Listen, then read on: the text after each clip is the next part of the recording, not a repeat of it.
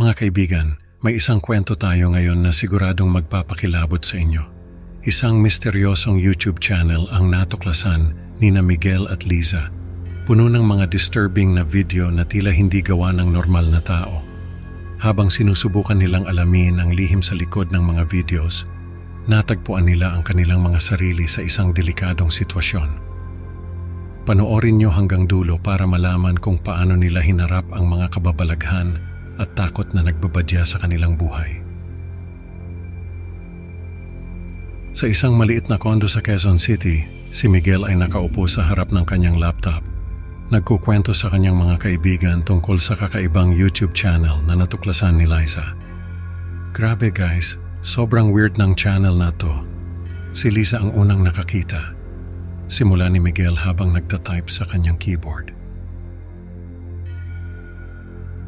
Habang nagbabrowse si Liza sa YouTube, napansin niya ang isang kakaibang thumbnail ng video na pinamagatang, "Gusto mo bang makakita ng isang ritual?" at agad na kinilabutan. "Miguel, tingnan mo to," sabi ni Liza, pinapakita ang screen ng kanyang laptop. Sobrang disturbing ng video na to. May lalaki sa pulang kwarto tapos biglang pinutol at pinalitan ng mga bahagi ng aso. Dagdag pa ni Liza, nanginginig ang boses.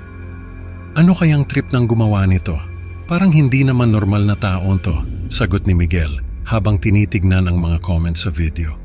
"Ang dami pang views, Liza. Bakit kaya hindi pa ito natatanggal ng YouTube?" Dagdag pa ni Miguel na tila hindi makapaniwala.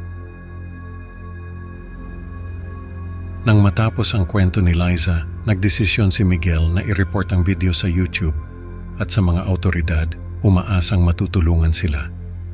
Ngunit hindi pa nila alam na mas marami pang kababalaghan ang naghihintay sa kanila. Makalipas ang ilang linggo sa isang coffee shop sa Makati, muling nagkita sina Miguel at Liza upang pag-usapan ang bagong video na lumabas sa channel. "Miguel, bumalik ang channel. May bagong video na. Ngayon nakikita mo siya," sabi ni Liza. Nanginginig ang boses. "May lalaki na nawawala sa isang eskinita."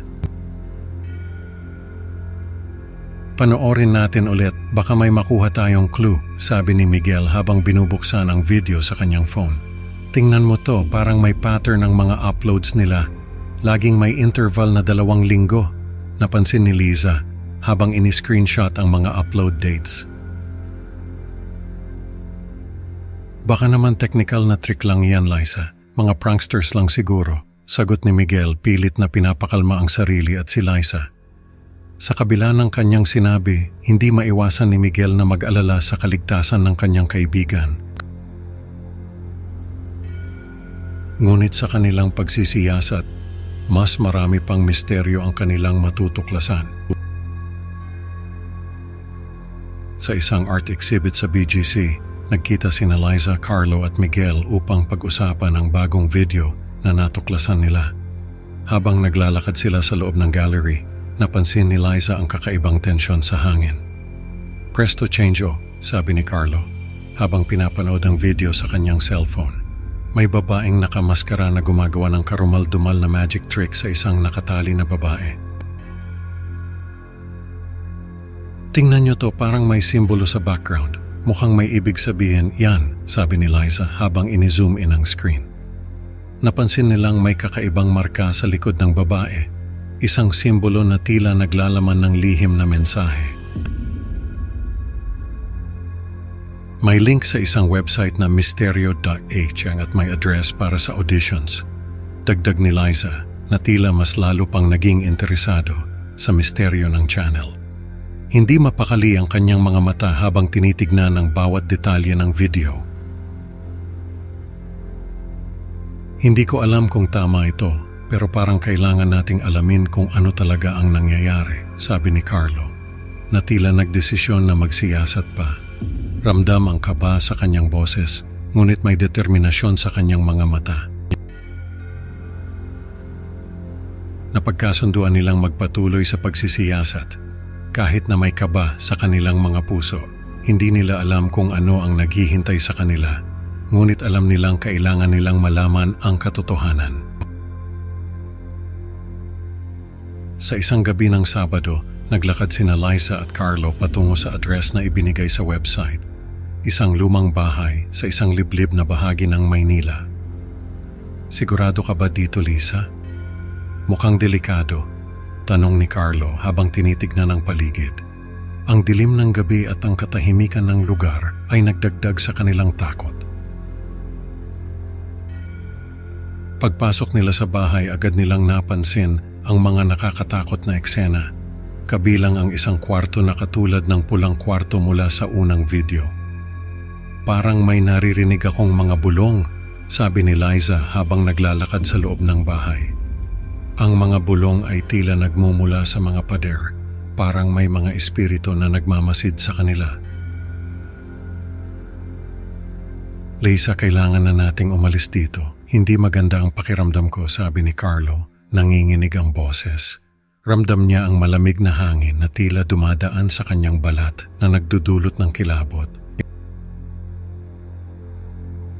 Tumakbo sila palabas ng bahay, halos madapa sa kanilang pagmamadali. "Kailangan nating i-report ito sa pulisya," sabi ni Liza, humihingal sa takot.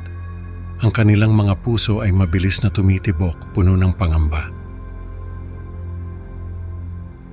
Pagdating sa presinto, tila walang interes ang mga awtoridad sa kanilang kwento, na tila hindi naniniwala sa kanilang nakita. "Ano ba ito? Parang wala silang pakialam," sabi ni Carlo, na may halong galit at pagkadismaya. Sa kabila ng kanilang takot, nagdesisyon sina Liza at Carlo na magpatuloy sa kanilang buhay, ngunit hindi nila maiwasang mag-alala sa bawat tunog at anino. Ang kanilang mga gabi ay naging mas mahaba, puno ng pag-aalala at takot na baka muling lumitaw ang madilim na lihim. Sa isang internet cafe, sinubukan ni Miguel na hanapin ang website na Misteryo PH, ngunit tila wala na ito. Wala na ang website, parang naglaho na lang bigla, sabi ni Miguel sa kanyang sarili. Nagtataka kung ano ang nangyari. Hindi niya maiwasang mag-isip kung sinadyang burahin ito ng mga nasa likod ng mga video o kung may mas malalim na dahilan pa. "Wala talagang nangyari sa report natin," sabi ni Liza, na tila nawalan na ng pag-asa. Hindi sinundan ng mga pulis ang kaso.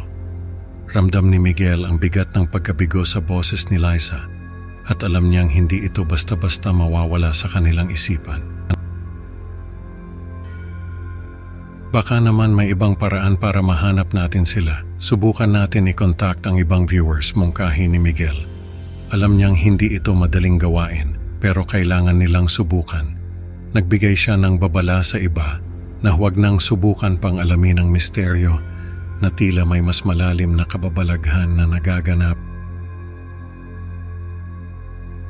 Ngunit kahit anong gawin nila, parang may puwersang humahadlang sa kanila. Ang bawat hakbang na kanilang ginagawa ay tila walang patutunguhan. Sa kanyang maliit na apartment, patuloy na binabagabag si Miguel ng mga alaala ng mga video at takot na baka may iba pang makakita ng channel. "Hindi ko maiwasang isipin na baka may iba pang mga video na lumalabas sa madilim na sulok ng internet," sabi ni Miguel, nag-iisa sa kanyang kwarto. Ang mga imahe ng mga karumaldumal na eksena ay patuloy na bumabalik sa kanyang isipan, hindi siya tinatantanan. Ano kaya kung may iba pang mga tao na nakakita ng mga videos na to? Paano kung sila rin ay nasa panganib? Tanong ni Miguel sa kanyang sarili. Ang bawat tunog sa kanyang apartment ay nagiging sanhi ng pag-aalala, na tila ang mga multo ng nakaraan ay hindi pa tapos sa kanila. Ang kanyang kwento ay nagsilbing babala sa iba, ngunit tila hindi sapat upang maalis ang takot na nararamdaman niya. Ang mga gabi ay naging mas mahaba at ang bawat tunog ay nagiging sanhi ng pag-aalala na tila ang mga multo ng nakaraan ay hindi pa tapos sa kanila. Ang takot ay nananatili na parang isang anino na laging sumusunod. Hindi alam kung kailan muling lilitaw ang madilim na lihim. Mga kaibigan, ang kwento natin ngayon ay nagpapaalala na ang pag-usisa sa mga misteryo ay may kaakibat na panganib. Salamat sa pakikinig. Huwag kalimutang mag-like at subscribe para sa mas marami pang nakakatakot na kwento. Hanggang sa susunod na upload, at tandaan mag-ingat sa mga lihim na hindi dapat mabunyag. Paalam at sana'y hindi kayo sundan ng madilim na lihim.